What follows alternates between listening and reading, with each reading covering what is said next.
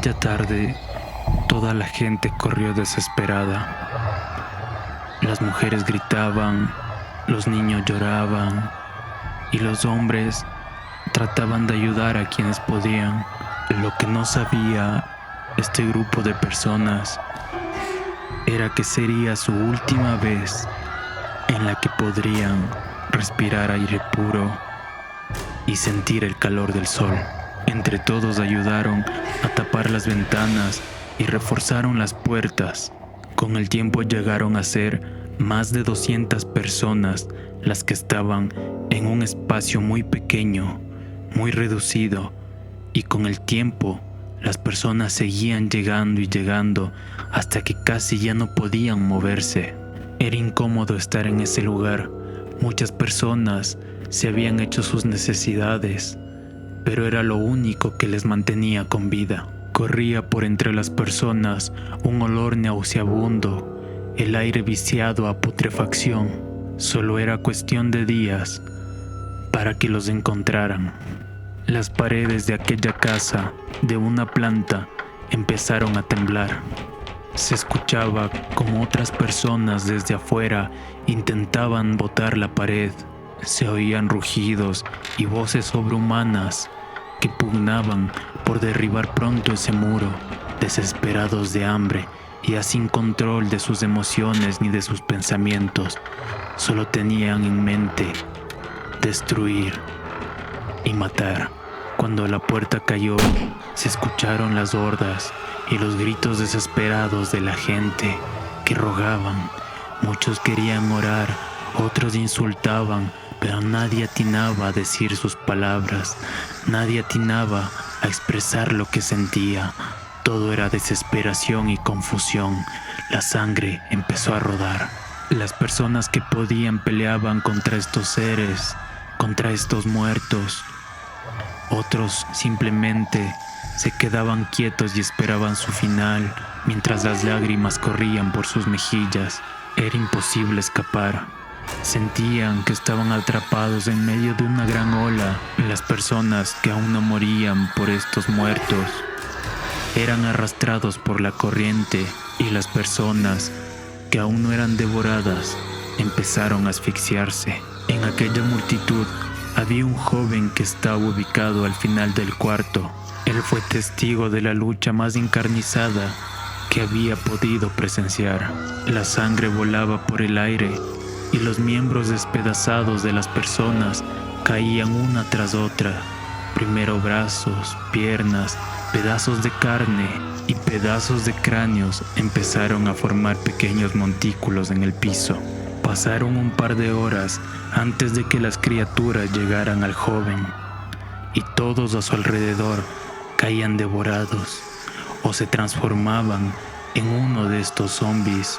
Después de un momento, el joven permanecía de pie, sin moverse, tiritando, sujetando la mano de su madre con los ojos cerrados, mientras escuchaba el crujir de los huesos. Cuando por fin se atrevió a abrir sus ojos, se dio cuenta que quedaban restos de sangre por todo el lugar, y aún lograba sujetar la mano de su madre, pero era todo lo que quedaba de ella. En ese día se dio cuenta que él era inmune. Lo que no entendía era que si haber sobrevivido a los 13 años había sido una maldición o una bendición. Al inicio de todo este caos, las primeras palabras que se escuchaban eran infectados, pandemia y zombies. Todo el mundo la repetía una y otra vez incansablemente, pero no eran las únicas palabras que se escuchaban. También corría la voz de una cura y de una vacuna, como si fueran unas oraciones. Aquel joven se ofreció como voluntario y demostró a las autoridades que él poseía inmunidad, pero aquellas criaturas habían avanzado, devorando muy rápidamente a las personas sanas, que varias de estas personas empezaron simplemente a beber la sangre del joven. Muchos trataban de vestir su piel con tal de sobrevivir. Los científicos le hicieron cientos de pruebas sin ningún éxito, pero nada podía ayudar a la humanidad. El dinero y los recursos habían. Lo único que no alcanzaba era el tiempo suficiente para llevar a cabo con algo que les permita inmunizar a la población. Al principio, el joven aprovechó el ser ignorado por los zombies.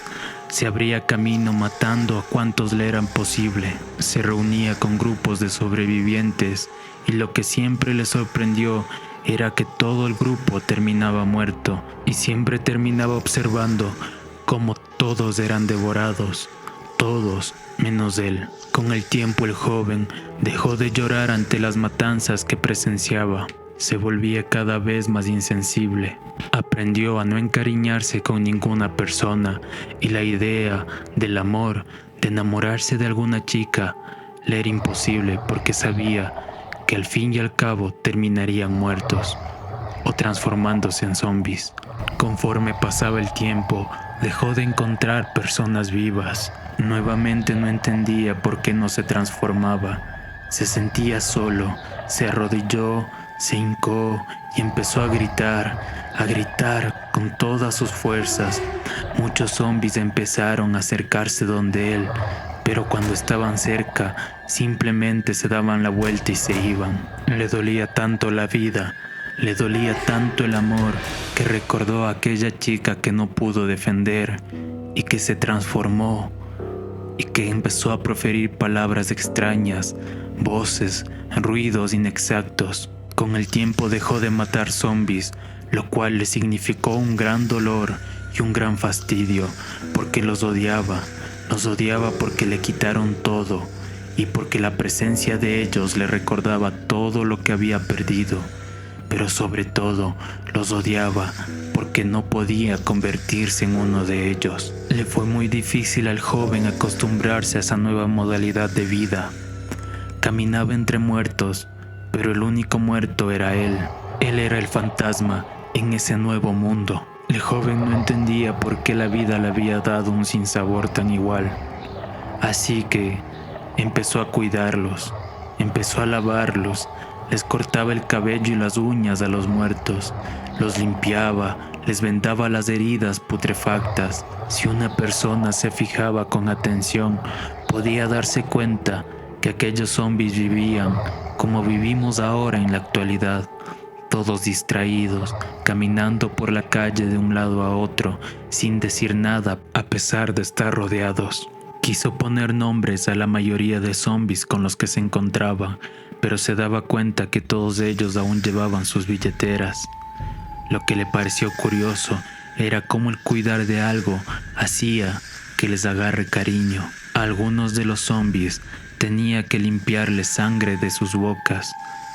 Entonces se daba cuenta que aún quedaba gente sana, gente que había sobrevivido a esta matanza. El joven se sentía mal porque estos vivos habían muerto, pero al mismo tiempo se alegraba porque aquellos muertos podían vivir. Fue tan grande el cariño que llegó a sentir el joven por los muertos, que incluso cuando veía que alguno ya agonizaba por no comer en días, iba y mataba personas para entregárselos y que pudiera comer. Todo el mundo podría decir que aquel joven estaba loco, pero esa era la nueva vida, era la nueva normalidad. Finalmente, el pobre joven tomó como rehenes a un grupo de vivos, los amenazó con una pistola y los ató a una cama, mientras les decía que ellos no tienen ninguna herida, que no se van a convertir en ninguno de ellos.